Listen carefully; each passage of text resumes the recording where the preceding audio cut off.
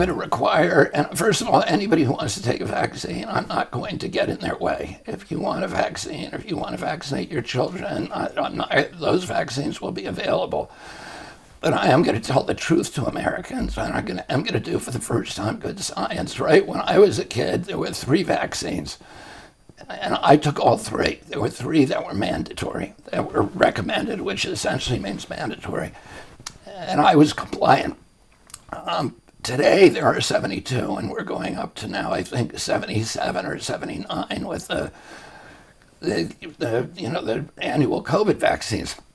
So, and not one of those vaccines, with the exception of the COVID vaccine, not one of those vaccines has been tested prior to licensure in placebo-controlled trials, which are required for every other medication.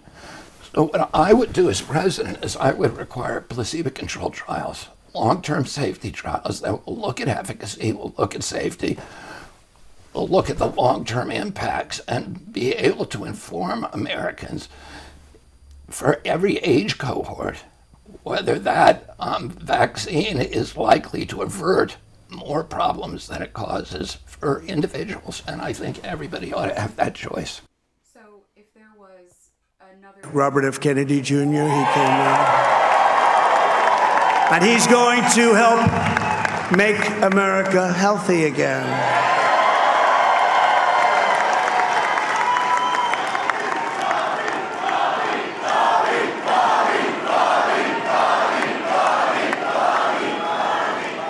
And now he's a great guy, and he really means it. He wants to do some things, and we're going to let him go to it. I just said, but Bobby, leave the oil to me.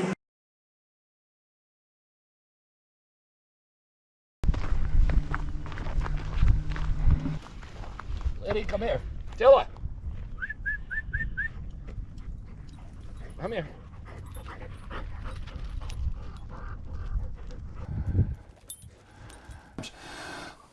All of my policies are going to be science-based, with the best science that's available. It's not that bad. No, it's something totally different now. I don't know enough about the measles outbreak to say that. I don't know whether the measles outbreak is vaccine strain measles.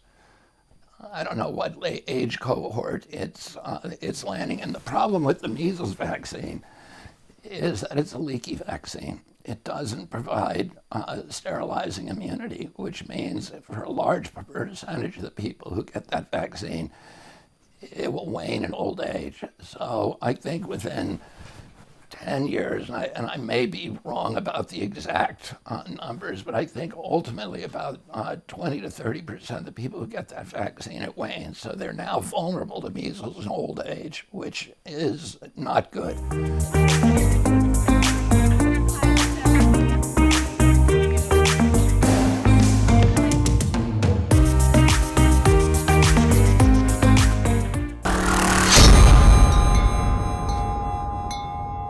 Hey everybody, a lot of people are asking me if they live in a red state or a blue state, should they still be voting for me? What about swing states? The answer is easy, no. No matter what state you live in, you should be voting for Donald Trump.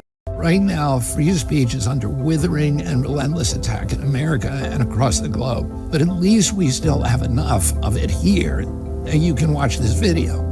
She thinks, and the Democratic establishment thinks, that free speech is a privilege. Well, you know and I know that it's a right.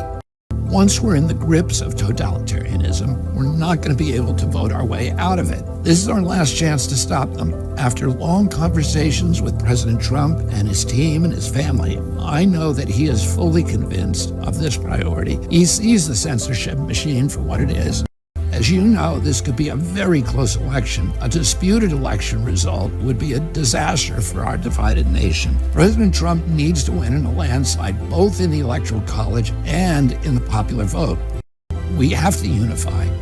We have to overthrow the entrenched elites who are now ruining our country. So let's get Donald Trump elected on November 5th so that we can restore our Constitution, so that we can revive the middle class, so that we can rescue our democracy, end censorship and surveillance, unravel the war machine, protect children's health and make America healthy again.